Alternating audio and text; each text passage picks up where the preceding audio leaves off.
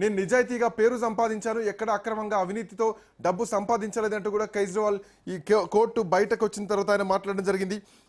Moreover ఉప ముఖ్యమంత్రిని అంటే అప్పటి ముఖ్యమంత్రి కేజ్రీవాల్ని నిర్దోషులుగా ప్రకటించిన తర్వాత బయటకు వచ్చిన తర్వాత చాలా భావోద్వేగంగా మాట్లాడుతూ అమిత్ షాను నరేంద్ర మోడీ ప్రభుత్వాన్ని చాలా అంటే వాళ్ళు కుట్రపూరితంగా వ్యవహరించి ఒక ముఖ్యమంత్రిని జైల్లో పెట్టారు, ఉప ముఖ్యమంత్రిని 2 సంవత్సరాల పాటు జైల్లో పెట్టి దేశవ్యాప్తంగా అవినీతి ఆరోపణలు వేస్తూ ప్రచారాలు చేశారు, 24 గంటలు వార్తా ప్రచారాలు చేశారంటూ కూడా చాలా కీలకమైనటువంటి కామెంట్స్ చేయడం జరిగింది.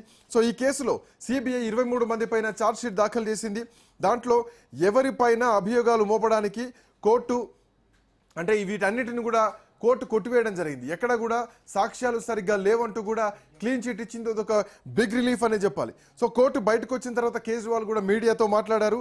కొన్ని సంవత్సరాల నుంచి ఈ మద్యం కుంభకోణాలు కానీ అంటే ఈ లిక్కర్ స్కామ్ సంబంధించినటువంటి ఆరోపణలు చేస్తూ మా పైన దాడులు చేస్తున్నారు. ఇవన్నీ కూడా ఈ అభియోగాలన్నిటిని కూడా కోర్టు కొట్టివేసింది. ఈరోజు మా అందరినీ విడుదల చేసింది. సత్యం ధర్మం మా వైపే ఉందంటూ కూడా అరవింద్ కేజ్రీవాల్ చాలా భావోద్వేగంగా మాట్లాడారు. న్యాయ వ్యవస్థ పైన మాకు నమ్మకం ఉంది. ఆ న్యాయ వ్యవస్థ ఈరోజు భారత రాజ్యాంగం పైన నమ్మకం ఉంది, వ్యవస్థల పైన నమ్మకం ఉన్నాయి కాబట్టి ఆరోపణల్ని కుట్రల్ని తిప్పికొడుతూ ఈరోజు తీర్పు వచ్చిందంటూ కూడా చాలా కీలకమైనటువంటి భావోద్వేగమైనటువంటి కామెంట్స్ని అరవింద్ కేజ్రీవాల్ చేయడం జరిగింది. మోరోవర్ దీంట్లో అరవింద్ కేజ్రీవాల్ పక్కనే ఉన్నటువంటి మనీష్ సిసోడియా కూడా అంటే ఒకరినొకరు ఓదార్చుకున్నటువంటి సీన్ మాత్రం కొంచెం ఎమోషనల్గా అనిపించిందని చెప్పాలి కోర్టు బయటకు వచ్చిన తర్వాత. ఎందుకంటే ఇద్దరు కూడా జైలు జీవితాన్ని అనుభవించారు. మనీష్ సిసోడియా ఉప ముఖ్యమంత్రిగా ఉన్నప్పుడే ఆయనను జైలుకు తీసుకెళ్లారు. సీఎంగా ఉన్నటువంటి అరవింద్ కేజ్రీవాల్ కూడా జైలు తీసుకెళ్లారు. ఆయన జైలు నుంచి ఆయన తన కార్యకలాపాలను కూడా కొనసాగించినటువంటి పరిస్థితులు మనం చూసాం. బట్ ఏదేమైనా కానీ ఈ కేసు విషయంలో బీజేపీ ఎట్లా ఎదుర్కోబోతోంది, దీని తర్వాత ఎట్లా ముందుకు వెళ్ళబోతోంది, దేశవ్యాప్తంగా అటు పశ్చిమ బెంగాల్ ఎన్నికలు, ఇటు అస్సాం ఎన్నికలు, అటు కేరళ ఎన్నికలు, తమిళనాడు ఎన్నికలు జరుగుతున్నటువంటి వేళ, రాబోతున్నటువంటి వేళ బీజేపీకి ఒక భారీ కుదుపని చెప్పాలి. సో అరవింద్ కేజ్రీవాల్ విషయంలో ఈ పరిణామాలు ఎట్లా ఉండబోతున్నాయి? రైట్, మా బ్యూరో చీఫ్ రాజిరెడ్డి కూడా అందుబాటులో ఉన్నారు. Rajireddy, good afternoon. సో దేశం మొత్తం సంచలనంగా మారినటువంటి కేసు ఇది, లిక్కర్ స్కామ్ సంబంధించినటువంటి కేసు. దేశం మొత్తంగా ఉన్నటువంటి ఇటు సౌత్ గ్రూప్ నుంచి కవిత ఉన్నారు, అటు ఢిల్లీ గ్రూప్ నుంచి ఆమ్ ఆద్మీ పార్టీకి చెందినటువంటి కీలక నాయకులు 4 ఉన్నారు. అందరినీ కూడా జైలు తీసుకెళ్లారు. 100 కోట్ల ట్రాన్సాక్షన్ జరిగింది. అటు గోవా ఎన్నికల కోసం కానీ లేదంటే పంజాబ్ ఎన్నికల కోసం కానీ ఈ డబ్బుల ట్రాన్సాక్షన్ జరిగిందనేది ప్రధానంగా వినిపించినటువంటి ఆరోపణలు. బట్ వీటన్నిటిని కొట్టివేస్తూ సిబిఐ చేసినటువంటి ఆరోపణల్లో వాస్తవాలు లేవు, కుట్రపూరితంగా ఉందంటూ కోర్టు తీర్పునిచ్చింది. ఈ కేసును పూర్తిగా కూడా కొట్టివేసింది. సో ఎట్లా చూడొచ్చు రాజిరెడ్డి అంశాన్ని ఇప్పుడు రాజకీయంగా?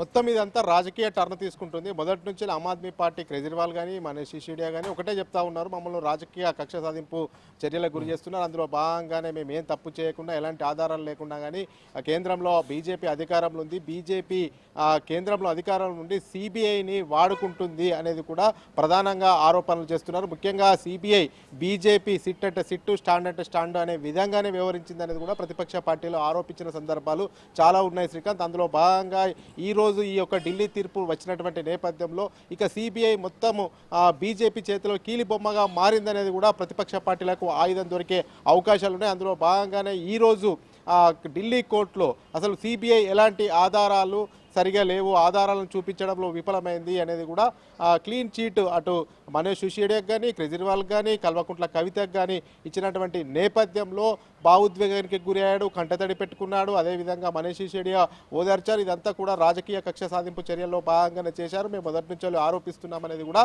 కేజ్రీవాల్ చెప్పినటువంటి సందర్భం. అయితే కవిత కూడా అరెస్ట్ అయిన తర్వాత కూడా తాను ఏ తప్పు చేయలేదు, ఢిల్లీ లిక్కర్ కేసులో నాకు ఎలాంటి సంబంధం లేదని కూడా పలుమార్లు ఆమె చెప్పడం జరిగింది. అదేవిధంగా జైల్లో కూడా పలు సందర్భాల్లో జైలు నుంచి కోర్టుకు వస్తున్న సందర్భంలో కూడా జై తెలంగాణ పైన బీజేపీ రాజకీయ కక్ష సాధింపు చర్యల్లో భాగంగానే ఇదంతా చేస్తుంది, ఇక్కడ కేసీఆర్ని అణగదొక్కడానికి ఇదంతా చేస్తుంది అనేది కూడా కవిత పలు సందర్భాల్లో కూడా కామెంట్ చేసినటువంటి పరిస్థితి అయితే కనబడింది. ఈ యొక్క నేపథ్యంలో ఈరోజు కవిత పైన కూడా క్లీన్ చిట్ ఇచ్చిన నేపథ్యంలో మరి కాసేపట్లో కూడా కవిత మీడియా ముందుకు వచ్చి మాట్లాడబోతుంది. అయితే కవిత కూడా ఇది ఖచ్చితంగా రాజకీయ కుట్ర సాధింపు చర్యగానే చెప్పే అవకాశం ఉంది. మొదటి నుంచి బీజేపీని తీవ్రంగా వ్యతిరేకిస్తుంది. ఎందుకంటే బీజేపీ చెప్పినట్టే సిబిఐ ఉంటుంది, సిబిఐ కేసులు నమోదు చేస్తుంది. అందులో భాగంగానే తాను ఎలాంటి తప్పు చేయకుండా కానీ ఈ తప్పు చేసినట్లు గతంలో ముఖ్యమంత్రిగా కేసీఆర్ ఉన్నాడు కాబట్టి కేసీఆర్ కుటుంబాన్ని బలహీనపరచాలి. అదేవిధంగా తెలంగాణలో రాజకీయ రాజకీయంగా కేసీఆర్ను అనగదొక్కాలనే ఉద్దేశంతో ఇదంతా కూడా